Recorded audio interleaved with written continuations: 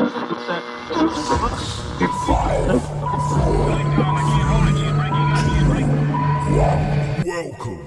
to 1107 Radio. Hi, I'm Dave Vickers and welcome back to the 1107 Radio Show.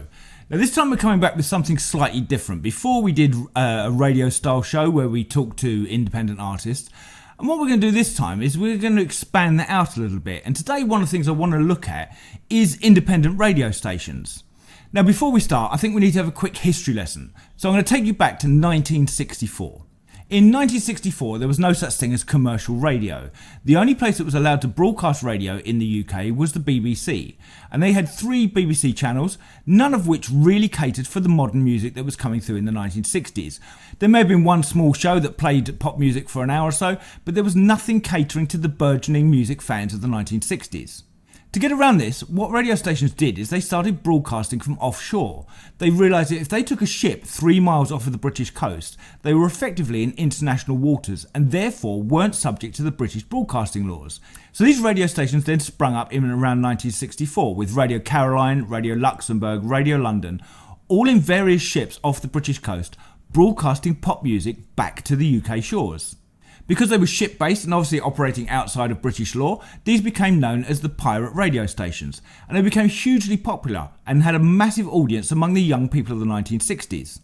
In 1967, the British government had enough of this and they issued what was called the Marine Broadcasting Act, which effectively stopped any of these stations from broadcasting off the shores of the UK.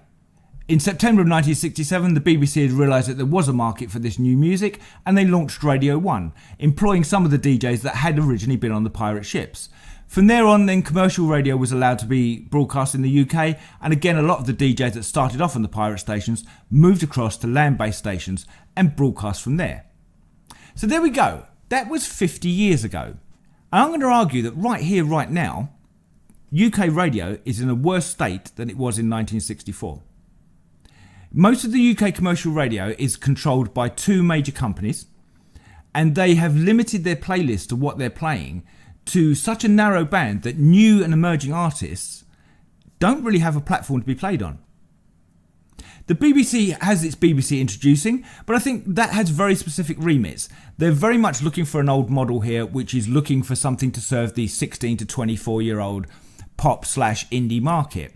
But there's more to it than just that. There's a much wider market of music and a much wider market of music fan out there that just aren't getting catered for by traditional radio. So what I thought I'd do today is find out a little bit more about that by talking to a couple of the independent internet radio stations that operate out of the UK.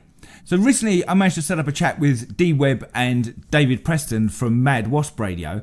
What I wanted to do is ask them how they felt about the UK indie radio stations at the moment and how they saw themselves fitting into the indie scene that is burgeoning in the UK as we speak. So let's jump in and start the conversation with Webb and David Preston from Wasp Radio.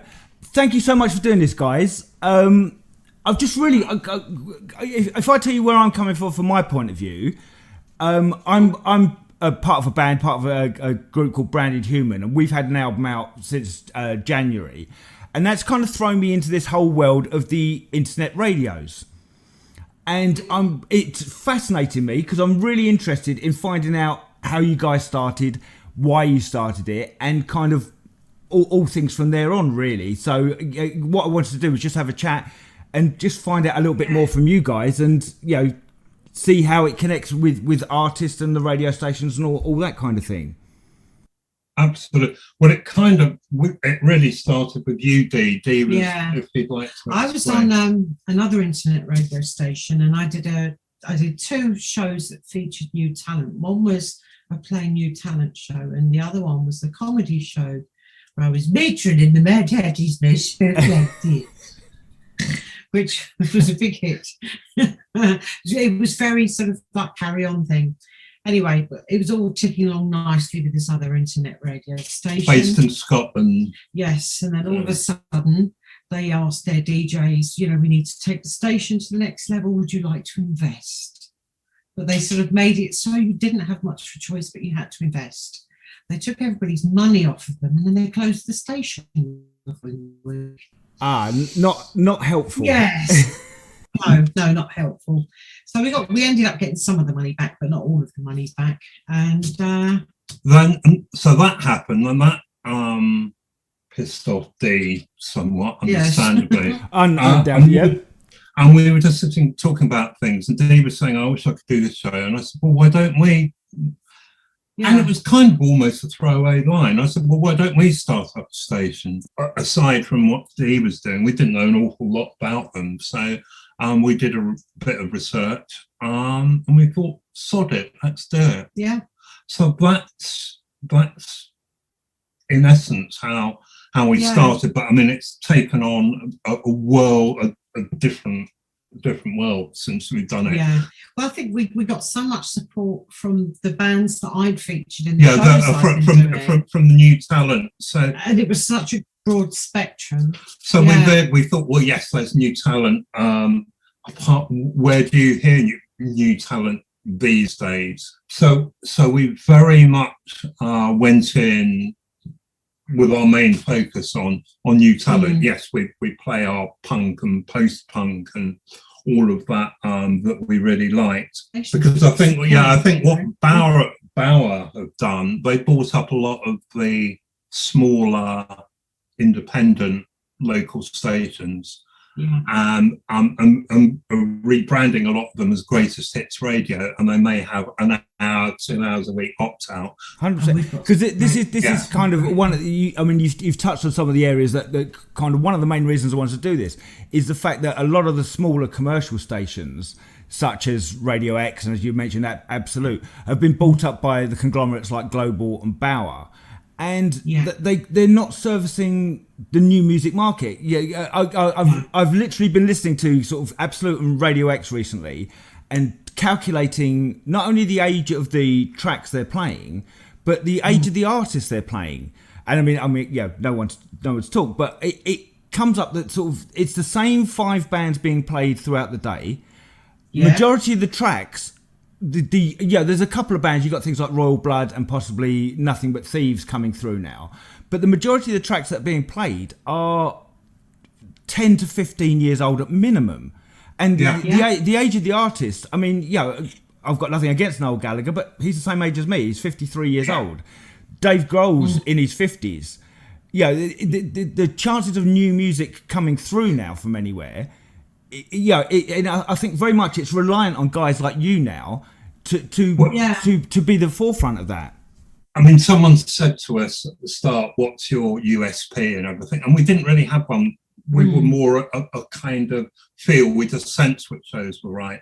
But now I think we could possibly say, we have 2 things. We have. I don't really want to use the word nostalgia, but you have your hits of the 70s, not hits, but you have music from the 70s and the 80s, and different genres like punk, which is effectively 70s.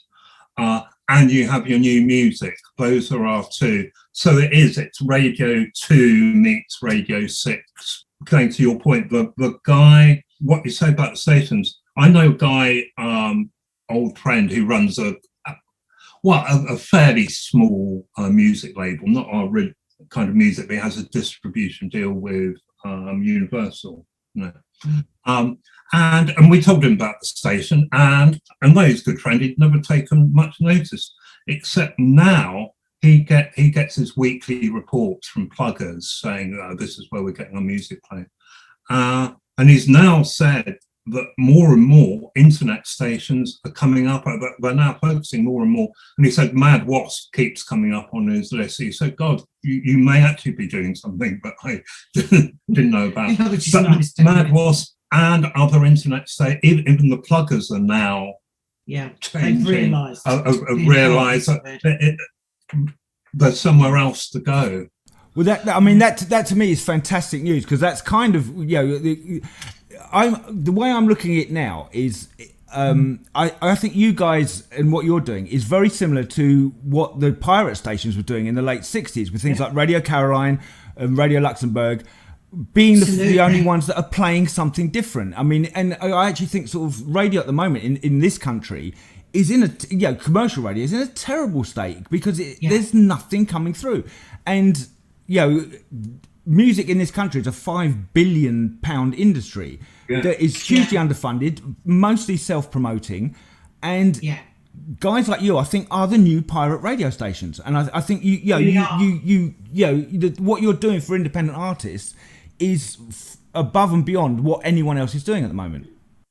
And we cover right across the board. I mean, lo-fi artists, the new sort of like electronic sounds that are coming through, like, you know, the Magic Windows and the stuff from that, and Matthew Gilbert. And we cover just about, I mean, almost every genre of new music coming through. We've got something for it. Pretty much, and we don't have a playlist. I feel, because we've both been in bands. Mine didn't go anywhere. Dee's went a little bit.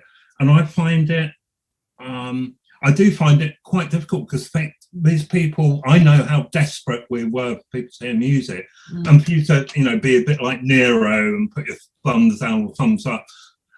It's really difficult. So we do try. The absolute chat does get. But there's not much. We try and circulate as much as possible. And going back to punk, we know how difficult it was. So aside from John Peel, I mean, we're talking about this. The only place you could hear, I could remember hearing anything slightly punk in 76, 77 was actually the Capital Hit line with Roger Scott, who used to vote. Right. Used to vote, and they used to play, and they played God Save the Queen until the final week, when even Capital decided to ban it. And so it was exciting in some ways, trying to find some way to hear. But you didn't hear any new music on. No. But I mean, Peel is famous for that, but you didn't hear anything new at all in those days. It does seem mad to me that sort of in this day and age where we have access to so much music, so much, we should be in a golden age where these things are accessible. But it seems really hard to, like I said, without coming across guys like yourselves, it's very, very difficult to find new music these days. Is there sort of any ways you're looking at sort of pushing out to a wider audience? Is there ways of attracting sort of wider audiences? Because there's so many internet radio stations out there, it's a hard task. It's almost like music. There is, as you said, there's so much new music. It's like there's almost too much. It's like the old days when you had 4 TV channels and you used to get audiences of 20 million. Now, because there are so many TV channels, your biggest audience is maybe 11 million. It's gone down. So absolutely. I mean, we would love to be a big radio station. I mean, we don't make any money out of it. We've just got to keep pushing through and getting the name out there and getting known. But it's, and it's the same with a lot of things on the internet. Is how do you people trying to sell books, trying to sell, aside from Amazon, it is really difficult. There are people trying to set themselves up as internet marketeers, but people still really don't know. So it's trying to. Ours has been very much word of mouth. Someone will say there's more people listen to it. You try and get we have got a bit of a cult status. I did say cult. It's all right. Okay. We can bleep anything. And social media, we've done pretty well. But you reach that certain level. We need the world to do it. We need people 2 streets away to know about us. People have listeners all over the world, but it's publicity. But you guys, I mean, from that point of view, from sort of looking at as an outsider, you guys, I think what you guys do on Facebook is brilliant. I think you are the most visible of all of these stations on Facebook. Oh, right. I'm a serial offender at your captions competition, so. Oh, it's brilliant! Yes, it's brilliant. So, as far as submissions go, how do you sort of are you reliant totally on bands sending music into you, or are you actively out looking for stuff, or is it just what's it coming into you? It's just coming in tenfold to us. Bands that we've played and bands word of mouth, pluggers, and more record labels, pluggers, and and even people on Facebook. Somebody will come along. All my grandsons in a band. Could we send something in? Which is lovely. You know, it's really nice. You know, we wouldn't get anywhere near having time to sort of go out and actively look for it at the moment because we're just about we're lucky that everything comes to us. But I think things like our social media, I mean, you've seen some of the pictures we put up. I mean, our Instagram account. I remember one of our DJs saying, "You're never going to be able to keep this up." Well, so far so good. And that is the key to a lot of it. I mean, I always try and I try to talk to. I do quite a bit on social media side, and I always equate it to sort of you're in the engine room of the Titanic, and the social media is your furnace, and you've got to keep a pile of coal going through that and that's your content that keeps going. Yeah. But you guys do brilliantly. People love it, you know. Yeah. Well, it's just something regular. We've only ever had one complaint. One person thought that the pictures were disgusting. Good. That's what you need. And your point is? Do more. No, exactly. So our number one thing, just like your number one thing, is how do more people get to know about it, find out about it? How do you become national? Because yes, we're really got any ideas? Yeah, we're really pleased with our social media presence, but it only gets you so far. It's expanding upon that. You see, and we're not necessarily aiming at those people. It's hitting that kind of Instagram influencer. But that's the kind of, where you have 1.8 million followers. It's trying to hit that kind of thing. But it's not that market. That's probably the one market, which is basically the Radio 1, the pop station market. Those kind of people that go on Instagram and TikTok. I mean, things may change. That's the kind of exposure you want, but that's not necessarily what we're about. So that's difficult. Yeah, it's a double edge. Exposure. Because the one thing that we've got is we've got different sets of audiences. Right. All the people who want to come in for the new music. We've then got another large audience for the nostalgic stuff and those kind of shows. Yeah, I mean, people aren't going to sit in and listen all day. People coming in for the specialist shows. So overall, everybody said, if you try and do all different kinds of music, it won't work.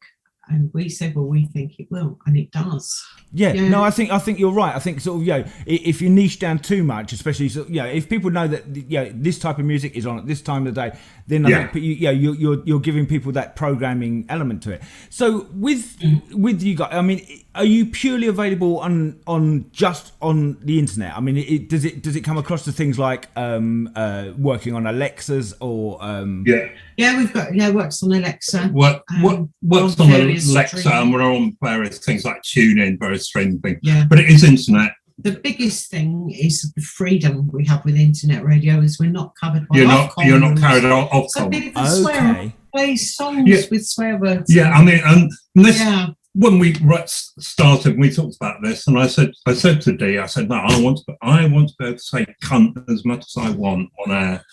And who doesn't?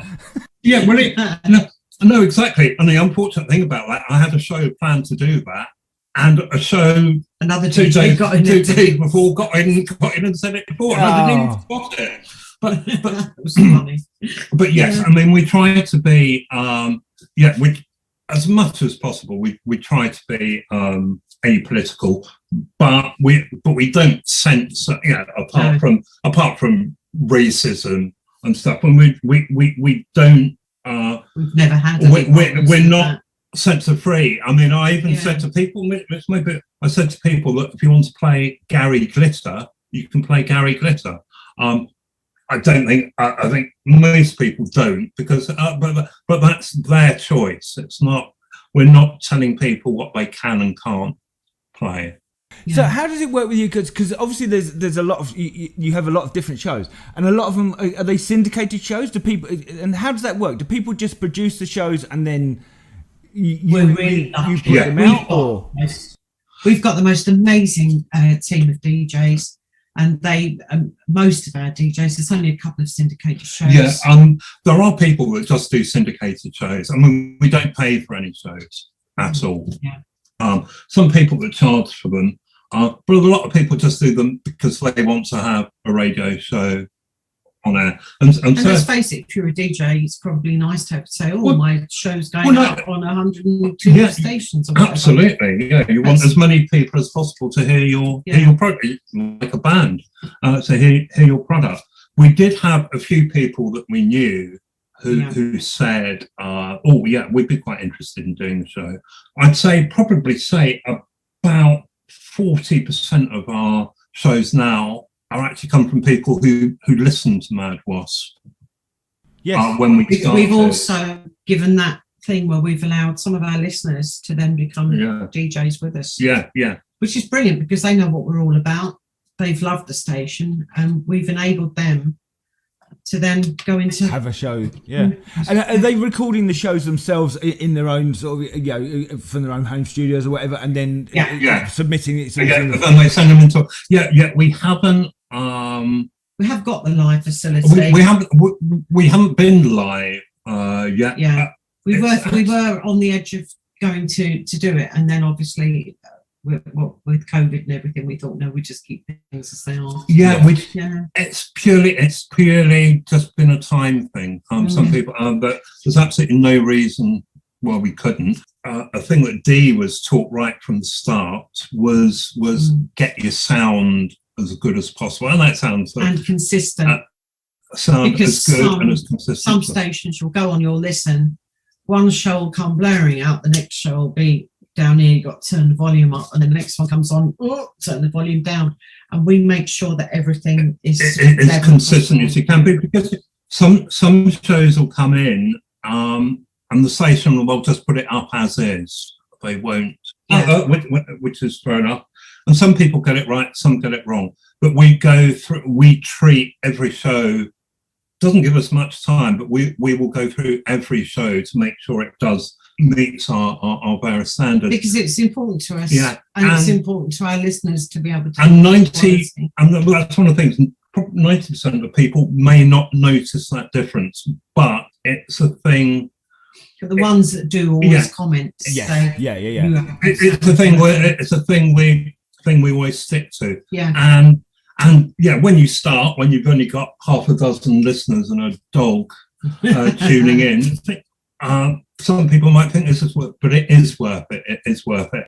We're very lucky now that we have a branch called the Twitterati. It's a whole group of people who listen on Twitter and who talk about every show. So there's a whole, sometimes a group of 50, 60 people talking about the hashtag of that show.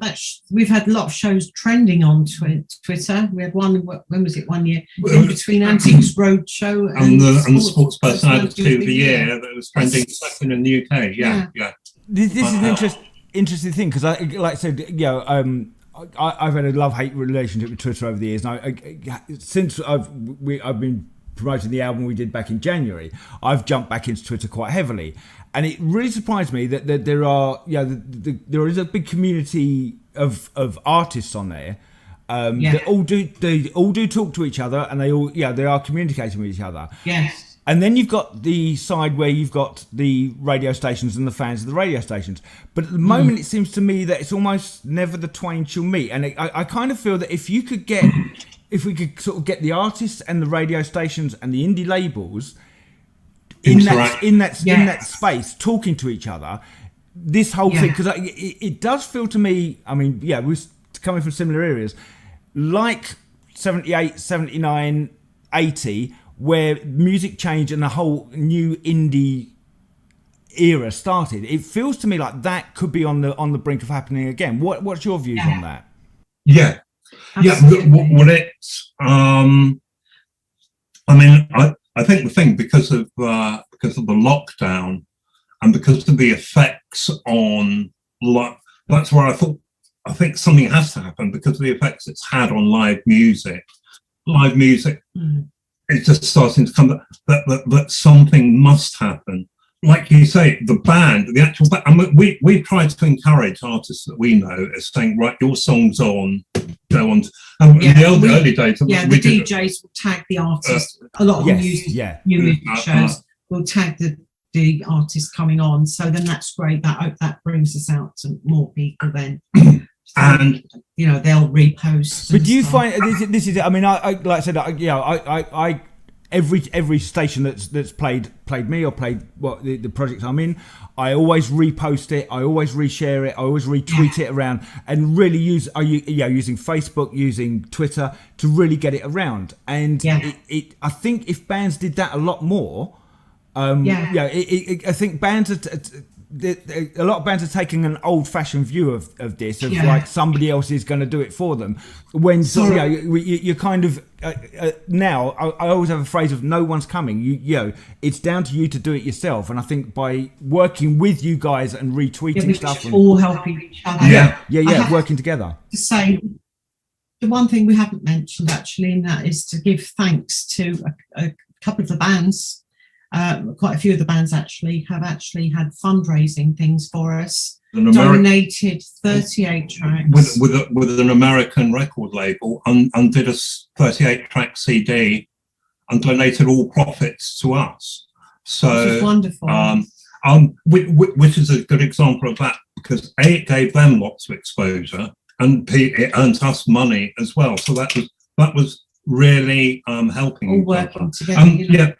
And as you say, we have a fair percentage of bands say thanks ever so much for playing us, blah blah, rather like you saying you do on Twitter and Facebook.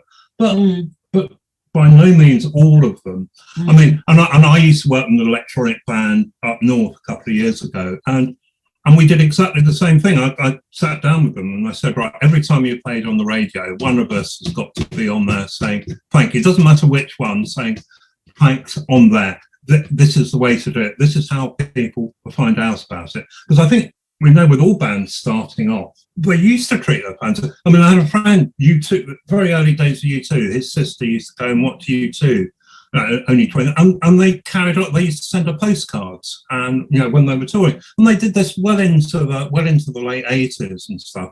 And it's that kind of we get our agent, we get our management team to do that. I think we all know that there isn't the money there. Well, there certainly isn't the record label money there to do that. It is a two-way street. I mean, if there was no new music to play, then we couldn't play it. And likewise, yes, we can promote it. So I'm totally into the idea that we help each other, and it's getting it out there to the widest audience. So the widest audience can then listen to it and say, "Oh, it's a pile of shit." Fine, but it's finding that audience. But having it heard to make any decision whatsoever is the key at the beginning.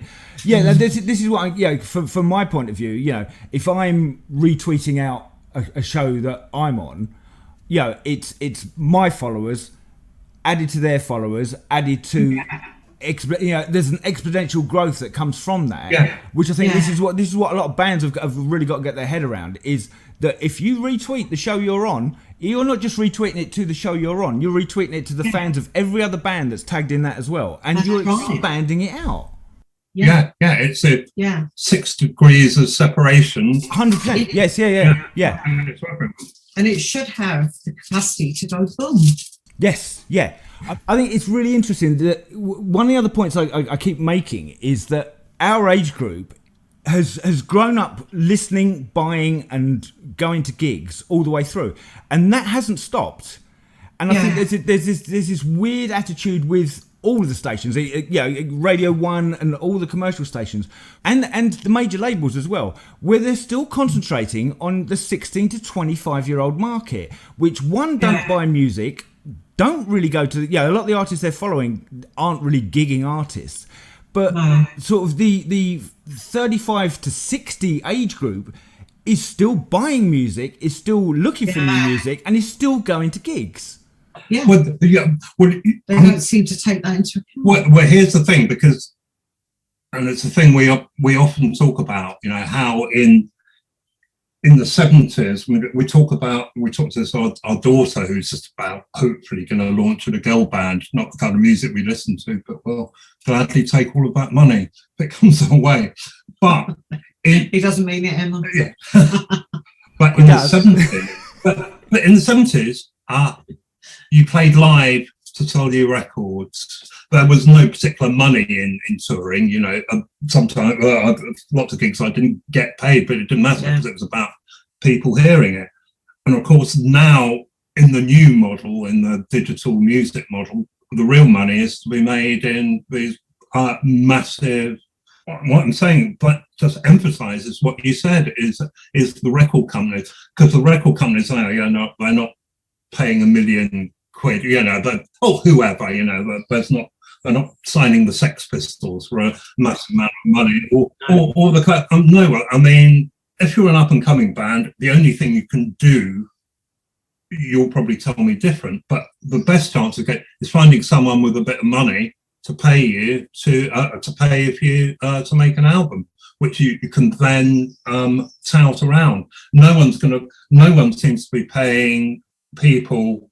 Oh right, develop this album. Yeah, here's getting they did with the Stone Roses, right? Yeah, well, they gave them right. Go and knock this album out, and they're not in debt from having to record that album, and it has all gone haywire.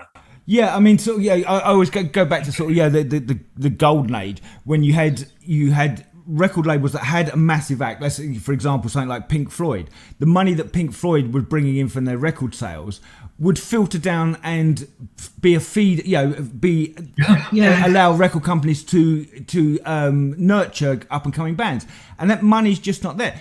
Example, my kids are early 20s now. The only time they buy CDs now, a physical product, is when it's offered as an incentive to get priority gig tickets. Oh, that's interesting. Yeah. So the last 2 times I remember my kids buying CDs was because if you bought the CD on release, you got priority for the gig ticket. And it was almost like the actual physical product, even with major record labels, is becoming quite a giveaway. Yeah, which is an odd turnaround. I'm sure we're all the same. The excitement, I mean, this is difficult, it gets into the physicality of war. The excitement, I don't know, excitement of, I think, the new 999 single is coming out tomorrow, and I go out, try and find a record shop. So, I mean, that's all part of it. It's reading liner notes on LPs, you know, all that fantastic part, real excitement of my youth. I mean, that's all gone now, but even the buying of it has gone. And yes, and I suppose it's progress, but the record companies have always, just like the record companies fucked up when it came to digital music, where they let Steve Jobs, because they thought he was a jumped up squirt, no, we're not entering into partnership with you. They lost 50 billion quid by not getting into bed with Jobs when he first to do iTunes. Of course, the one thing we haven't touched on, obviously, is Spotify. Yes, we get an awful lot of bands that do send us. This is our Spotify link. Listen to it, and I always send them no tracks or anything, and I'll send them a thing back saying we don't do Spotify because personally we don't agree with the pittance that artists. Yeah, 100%. Yeah. I didn't think it would take off, to be honest, but then again, to a lot of people, that is their access to other music. Yeah. Well, this is the thing. I'll be honest. I have our album is on. It's on Spotify and Bandcamp. But it's probably coming from the old. Now because it's gone so big. You have to. It's almost like saying, I want my album out, but I don't want it in Tower Records. That's the way I look at it. The spot. I'm under no illusions that I'm going to make any money from streaming, and we're looking at other avenues. They're making lots of money. That's so wrong. Which is wrong. We have so much music, but then to be directed, you have to go somewhere. I don't think bands realise we get so much music that we'll listen to it, but in this world that for us that then have to make 5 or 6 different clicks to hear music, we can't be asked. And then come back and say to you, oh, like that. Can you like that now? Can you send? Now you've got to send. Yeah. You know, the thing saying we don't do Spotify. Please send us a bio and track. Yeah. The other thing that some people do is they just send the tracks and no information about them. So which I can't I know. Yeah. I know exactly what you're going to say. I agree 100%. This is what I was saying about sort of I think bands have got to be more proactive as well. Yeah, but I think the artists have got an awful lot to. Yeah. The communication skills. We're in an age of communication. You can, like you said, we're doing this now over the internet remotely. We can talk to each other. To use the tools that are available. And this includes things like you guys in the internet radios to use that to everyone's advantage. We should have a golden opportunity here that seems to be that a lot of people seem, especially the artists, seem to be just slipping at the first hurdle and not moving on to making the most of it. So just as a sort of what sort of audience size do you have? Do you know sort of what global size audience you have? Worldwide, with figures off the top of your head. We're in the hundreds of thousands, which is quite something. Yes, for sure. Considering the short amount of time we've been going. And it's going up. We've been going about 3.5 years, and yes, week on week, or year on year, everything's going up. Lockdown helped, if you can say. We survived purely from our listener donations. To cover the costs. So I mean, what? It's a really difficult one. What is there a stage where you'd go and take advertising, or is it something you're against, or would it be an amount of numbers of listeners that would attract that, or is it just a thing of not going that route? I think it depends on where we are financially. It depends on where we are. Money, so it's not. No one likes adverts, but we don't like to have adverts. We pride ourselves on not having paid adverts on the show. Our listeners appreciate that, and then they donate rather than listen to adverts. So that is great. So I know what you mean about were you talking adverts in the shows or advertising about the station? No. I mean, advertising within the show. It works for us at the moment, but further down the line, I would be lying if we were saying we're being all hippie-ish, further down the line, if advertising suited, and we do have kind of room for sponsorship shows, but if that suited, in terms of growth, then we certainly wouldn't rule it out. Yeah, because I'm just thinking sort of like with the YouTube style model, like I have a couple of YouTube channels. One of them is big enough that it can have the AdSense part of that, and to me it's like, well, I'm putting time and effort and money into making these things. Same as yourselves. There has to love more than anything. I mean, but even the small bit of payback that that comes back does help. Yeah, nothing against it in principle, principle at all. We just don't have it. But we would never be one of these really annoying stations that adverts every. No, I completely understand. Ever, but I if we could keep it advert free. I noticed on your website that you did have an events part listed. Have you done events in the past, or is it something that you're looking at doing? We've had celebrations for our birthday parties. One of the things, because we're not dripping with money, despite all the wonderful things. But we've talked about helping promote, not as in, but helping promote their events and supporting. We would support people. Yes, we've down the years we've had conversations about new music events and also new music competitions. Yes, so we certainly would be looking at have some kind of presence in live music. I mean, that was talked about, but then completely forgotten about during the past 18 months or so. So just to kind of wind up now, I think we've covered so much, and I want to thank you so much for doing this, guys. This has been brilliant. What's the future? How do you see things in the next? Obviously we're coming out of COVID, but with new music and the whole new music scene. I mean, you guys are obviously quite a central hub of it all.